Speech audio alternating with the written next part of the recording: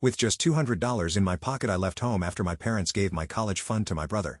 10 years later, when they needed investors to save their company, they didn't know I was the billionaire they were meeting. The day I discovered what true betrayal felt like, I was sitting at our mahogany dining table, surrounded by college acceptance letters. Harvard, Stanford, MIT. Their prestigious letterheads scattered before me like fallen leaves. My hands trembled as I held the latest one from Princeton, their words of congratulation blurring through my tears. Mom, Dad, I got in. I got into Princeton. My voice echoed through our sprawling Victorian home, a house that had witnessed 3 generations of the Montgomery family's success. My mother's heels clicked against the hardwood floors as she approached, her face bearing an expression I couldn't quite read. Behind her, my father's heavy footsteps followed, his usual confident stride somehow hesitant. That's wonderful, Catherine, my mother said. But her tone carried none of the excitement I'd expected. She exchanged a glance with my father, who cleared his throat and loosened his silk tie. Sit down, Kathy. We need to talk. I sank back into my chair, the acceptance letter still clutched in my hands. Something in their demeanor made my stomach twist into knots. Your brother, William, my father began. His tech startup is showing incredible promise. The prototype he's developed could revolutionize renewable energy storage. He paused, adjusting his glasses. But he needs significant funding to take it to the next level. My mother stepped forward, our manicured fingers trailing along the table's edge. We've decided to invest in his company. It's a remarkable opportunity, one that could secure the family's future for generations. That's great, I said, though uncertainty crept into my voice. But what about my college tuition? The fund you've been saving since I was born? The silence that followed felt like a physical weight pressing against my chest. Catherine, my father said firmly, using my full name. Never a good sign. We've made the decision to use your college fund to support William's venture. It's what's best for the family. The world seemed to tilt on its axis. What? But that was my money, you promised. Don't be selfish, Catherine. My mother cut in sharply. William's project could be worth millions. You can take out student loans like other people do, or maybe consider a local community college for a few years. I stared at them, these people who had raised me, who had always preached about the importance of education, who had spent years encouraging my dreams of attending an Ivy League school.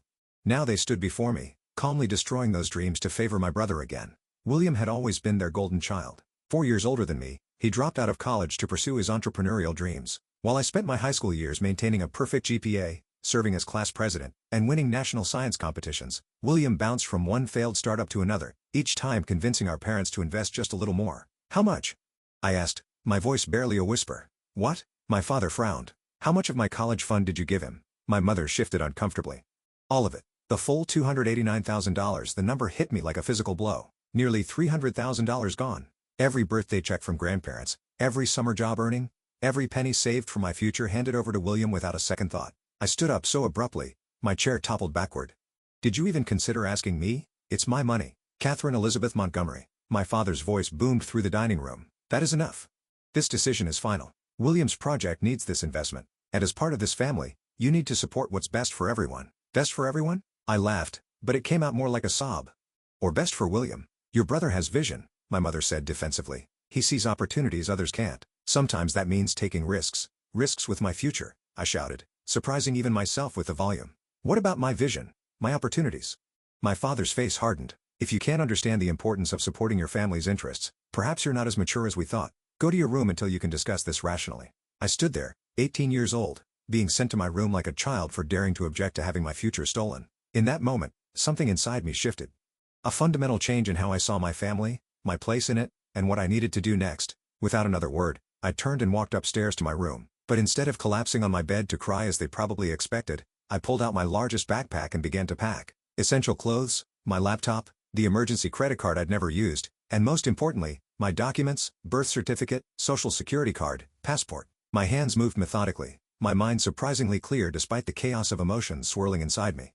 From my sock drawer, I retrieved the $200 I'd saved from my last tutoring sessions. Money I hadn't added to my college fund because I planned to use it for Princeton merchandise once I got in. Now it would serve a different purpose. As I packed, memories flooded through my mind. William's first failed startup, a social media platform for pets that burned through $50,000 our parents' money. His second attempt, a cryptocurrency that lasted 3 months before collapsing. Each failure met with encouragement, support, and more funding, while I was told to be practical about my dreams. The sound of the doorbell interrupted my thoughts. Through my window, I saw William's Tesla pulling into the driveway. Of course, he was here, probably coming to collect his latest handout. I could hear their voices drifting up from below. William's charismatic laugh, my mother's adoring tone, my father's proud rumble, the perfect family moment, complete with their perfect son and his perfect excuses for needing more money. Opening my laptop one last time, I wrote 2 emails. The first to Princeton. Dear Admissions Committee, with deep regret, I must decline your offer of admission. Due to unexpected financial circumstances, I will be unable to attend Princeton University this fall. Thank you for the opportunity. Sincerely, Catherine Montgomery. The second email went to my parents. Mom and Dad, you've made your choice, and now I'm making mine. Don't look for me. Don't try to contact me. I'll find my own way without the family money or the family name. Catherine. I hit send, then removed the battery from my phone. From downstairs, I could hear William launching into another enthusiastic pitch about his revolutionary technology. In his world of dreams and schemes, $289,000 was probably just another number, just another stepping stone to his imagined success. But for me, it was the last straw. Slinging my backpack over my shoulder, I took one final look at my room, at the debate team trophies, the science fair medals, the honor roll certificates, all evidence of a life spent trying to earn the approval of parents who would always choose William first. I climbed down the trellis outside my window, something I hadn't done since I was 14. My feet hit the ground softly, and without looking back, I walked away from the Montgomery family estate. In my pocket was $200. In my head was a lifetime of straight A's and academic achievements, and in my heart was a burning determination to prove that they had made the biggest mistake of their lives. I didn't know then that 10 years later, I would be sitting across from them in a corporate boardroom, watching them pitch their failing company to potential investors, not realizing that their last hope for salvation was the daughter they had dismissed so easily. But that part of the story would come later. First, I had to build something from nothing. First, I had to become someone they would never expect their practical daughter to be. With each step away from my childhood home, my resolve strengthened. They wanted to bet everything on William? Fine. I would bet everything on myself, and I wouldn't need their $289,000 to do it. The first night of freedom tasted like cheap coffee and desperation. I sat in a 24-hour diner on the outskirts of Boston, my backpack tucked securely under my feet, watching my phone battery slowly die. Before it went dark completely, I saw 17 missed calls from my mother, 5 from my father, and 1 text from William. Don't be dramatic, Kathy. Come home. I ordered another coffee, spreading my remaining cash on the laminate table. $178.42. The bus ticket from Connecticut had taken a bigger bite than expected. More coffee, hon? The waitress, Maria, had kind eyes and wore a name tag with 5 gold stars. Thanks, I said, then hesitated. Are you hiring? She looked me over. Pristine college interview clothes, expensive laptop, the obvious signs of a privileged kid playing runaway. But something in my expression must have touched her because she didn't immediately dismiss me. Kitchen help, she said finally. 6 to 2, minimum wage plus tip split. Start tomorrow if you want. I nodded, relief flooding through me. I'll be here. There's a motel down the street, she added, scribbling on her order pad. Tell Jimmy that Maria sent you. He'll give you the weekly rate. That night, in a motel room that smelled of old cigarettes and cleaning supplies, I opened my laptop and began to plan. The Princeton acceptance letter was still in my bag, a reminder of the future I'd just lost. But as I stared at it, an idea began to form. I'd spent my high school years tutoring rich kids in advanced mathematics and sciences. Their parents paid premium rates for my services because I got results. Perfect SAT scores, improved GPAs, early college admissions. I'd always seen it as a way to earn extra money for college. Now, I saw it as the foundation for something bigger. Opening a new document, I began to type elite academic consulting, specialized tutoring and college admissions guidance founded by a Princeton-accepted scholar. I worked through the night, building a simple website using my coding skills from AP Computer Science. By dawn, I had created professional-looking business cards at an all-night print shop, spending $50 of my precious savings. The next 6 months fell into a grueling routine. From 6 a.m. to 2 p.m., I worked at the diner, learning every aspect of the business I could. Maria, it turned out, had owned the place for 20 years. She taught me about inventory management, staff scheduling, and most importantly, how to read people. From 3 p.m. to 9 p.m., I built my tutoring business. My first client came from a regular at the diner who overheard me helping Maria's daughter with calculus during my break. Word spread quickly among the wealthy suburbs of Boston. There was a young tutor who had gotten into Princeton but chose to defer, who could explain complex concepts clearly, who guaranteed results. I never mentioned my real last name. Catherine Montgomery became Kate Morgan, and my clients never questioned it. They cared about results, not pedigree. By month 3, I was making enough from tutoring to quit the diner. Though I still helped Maria with her books on weekends, she'd become something between a friend and a mentor, teaching me lessons about business that no Ivy League school could match. You're good with numbers, she said one Sunday, watching me optimize her inventory system. But you're better with people. That's where real money is made. She was right. My tutoring clients weren't just paying for academic help. They were paying for confidence, for hope, for a chance at the future their children dreamed of. It was something I understood intimately. One day, as I was reviewing a student's college essay, his mother made an offhand comment that would change everything. If only you could clone yourself, every parent in Boston would hire you. That night, I couldn't sleep. Clone myself? No. But I could scale. I reached out to other high-achieving students who had gotten into top colleges but chose to take gap years. Many were brilliant but needed money just like me. I offered them a proposition: work under my brand, use my methods, and earn 70% of the fees while I handled marketing and client acquisition. Within 2 months, Elite Academic Consulting had 10 tutors. Within 6 months, we had offices in Boston, New York, and Greenwich, Connecticut. Though I carefully avoided any locations too close to my family's social circle, my first million came faster than I expected, earned through a combination of the tutoring business and strategic investments in tech stocks. I lived modestly, pouring every spare dollar into expansion. While William was probably still burning through my college fund on his latest venture, I was building something sustainable. But I knew tutoring was just the beginning. Through my wealthy clients, I began to hear whispers about investment opportunities, startups seeking funding, established companies looking for fresh perspectives. I listened, learned, and most importantly, I planned. The breakthrough came during a tutoring session with Emma Chen, daughter of tech mogul James Chen. As I helped her with advanced economics, I noticed the investment prospectus for his company, Chen Tech Solutions, lying open on his home office desk. "Dad's worried," Emma confided during our study break. "The new energy storage project is failing, but he's invested too much to back out now." Energy storage, just like William's supposed revolutionary technology, I spent that night researching Chen Tech's project. And by morning, I knew two things. First, their approach was fundamentally flawed, and second, I knew how to fix it. It took 3 weeks to get a meeting with James Chen using every connection I'd built through my tutoring network. When I finally sat across from him in his corner office, he looked amused.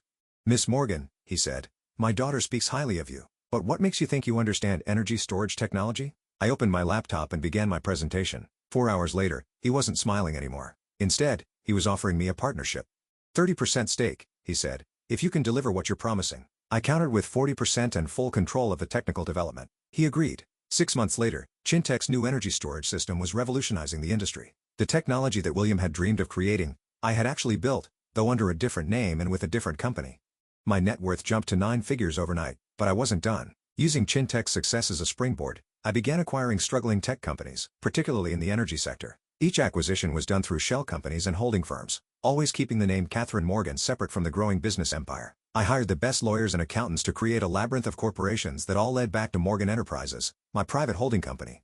To the outside world, Morgan Enterprises was run by a reclusive CEO who never gave interviews or appeared in public. Years passed. My empire grew. I moved from Boston to New York to Silicon Valley, always staying ahead of any chance encounters with my family. Through discreet sources, I kept tabs on them. William's string of failures continued, each one funded by my parents' dwindling resources. The Montgomery family fortune, built over generations, was being bowled dry by their blind faith in their son. Then one morning in my San Francisco penthouse office, my assistant brought me interesting news. "Montgomery Technologies is looking for investors," she said, placing the report on my desk. "They're on the verge of bankruptcy. Your father is meeting with potential buyers next week." I picked up the report, a smile playing at my lips. After 10 years, everything had come full circle. "Schedule a meeting," I said, "but use the Morgan Enterprises letterhead. Let's see if they recognize the daughter they threw away." It was time to show my family exactly what their practical daughter had become. The Montgomery Technologies building hadn't changed much in 10 years. The same pretentious granite facade, the same gold lettering above the entrance, the same security guard who never looked up from his crossword puzzle. But now, walking through the revolving doors in my Armani suit, I was no longer the teenage girl they had dismissed so easily. "Miss Morgan," a young assistant hurried forward. "The board is waiting in the main conference room. May I take your coat?" I handed her my coat, suppressing a smile. My mother had always insisted that true power dressed in designer labels. Today, I wore enough worth of clothing to fund one of William's failed startups. "Coffee?" the assistant asked. "Green tea," I replied, remembering how my mother used to mock my preference for tea over coffee. "Proper brewing time. No sugar." The elevator ride to the top floor gave me time to center myself. 10 years of preparation had led to this moment. Through my network of shell companies and discrete investments, I had systematically acquired Montgomery Technologies' debt, positioned myself as their only viable lifeline, and now held their fate in my hands. The conference room doors opened to reveal a scene that almost made me laugh. My father, Robert Montgomery, sat at the head of the table, though that position would soon be mine. My mother, Elizabeth, perched beside him, her perfect posture betraying her anxiety. And William, my dear brother who had burned through my college fund and much of the family fortune, slouched in his chair, tapping away at his phone. "Miss Morgan," my father stood, extending his hand. "Thank you for coming. We've heard remarkable things about Morgan Enterprises." I shook his hand firmly, noting the slight tremor in his grip. The great Robert Montgomery was nervous. "Good, please." I gestured for him to sit. "Let's discuss why we're here." For the next hour, I listened as they presented Montgomery Technologies' current situation. The company needed a $50 million cash injection just to stay afloat. Their stock had plummeted 70% in the last quarter, and William's latest venture, another attempt at revolutionary energy storage technology, had drained their remaining reserves. "We believe with proper investment," my father continued, his voice carrying that same persuasive tone he'd used when telling me to be practical about my dreams, Montgomery Technologies could return to its former glory. I opened my laptop displaying a series of graphs on the conference room screen. "Your company's decline began approximately 10 years ago," I said, watching their faces carefully, coinciding with a series of interesting investment decisions.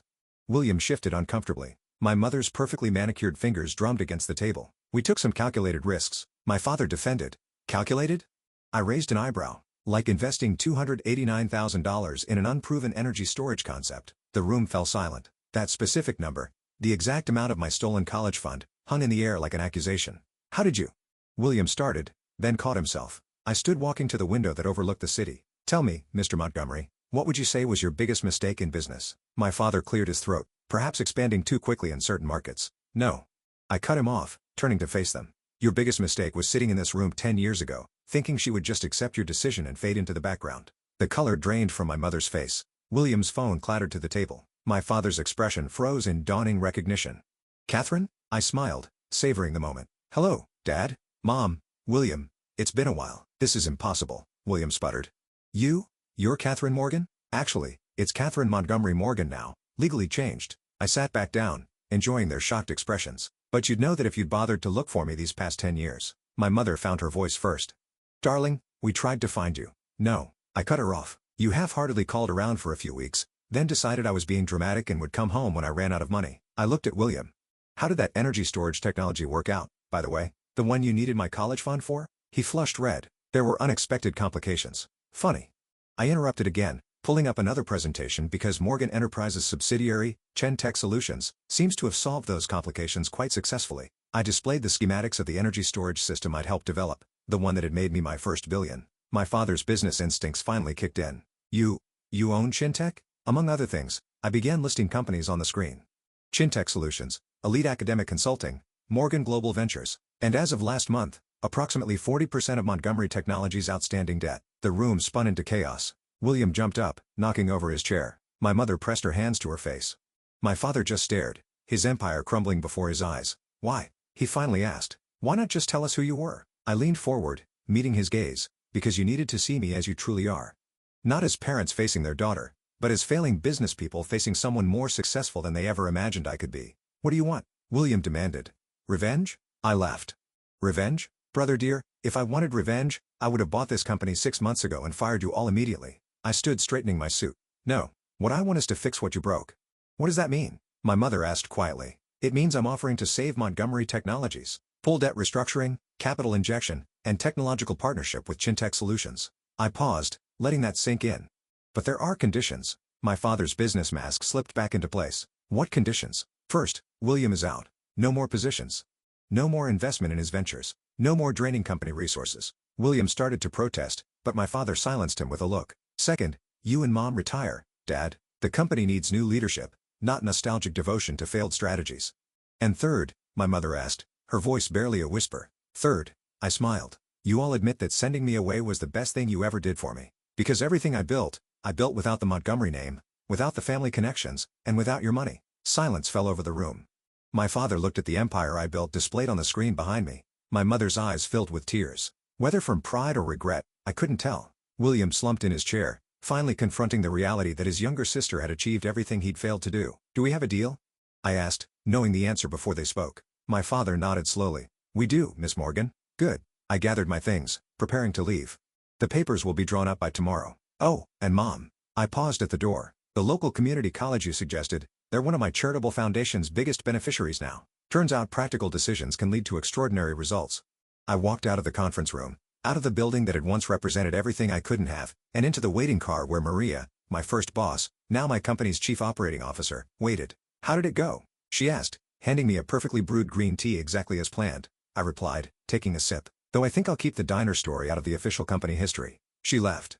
Are you sure about this? Saving their company after everything they did. I looked back at the Montgomery Technologies building, thinking about the scared 18-year-old Caro who had left home with just $200 and a determination to prove herself. You know what I learned in that diner, Maria? Sometimes the best revenge isn't destroying what others built. It's building something so much greater that they're forced to acknowledge their own mistakes. And did they? I smiled, thinking of my father's face when he realized who I was, of my mother's tears, of William's final defeat. They will. Every time they see the new company letterhead, Montgomery Morgan Technologies. You're keeping the Montgomery name. Of course, I said, opening my laptop to check the markets. After all, I did promise to support the family business. I just did it my way. As we drove through the city, Past the skyscrapers and offices that had once seemed so far out of reach, I thought about that acceptance letter to Princeton still preserved in my office. I had framed it alongside my first business license, my first $1 million contract, and a simple name tag that read Kate's Server from a certain 24-hour diner. Sometimes the best future isn't the one that's planned for you, but the one you build for yourself. $1 at a time, one dream at a time, one victory at a time. And sometimes, just sometimes, $200 and an unwavering belief in yourself is worth more than all the family fortunes in the world.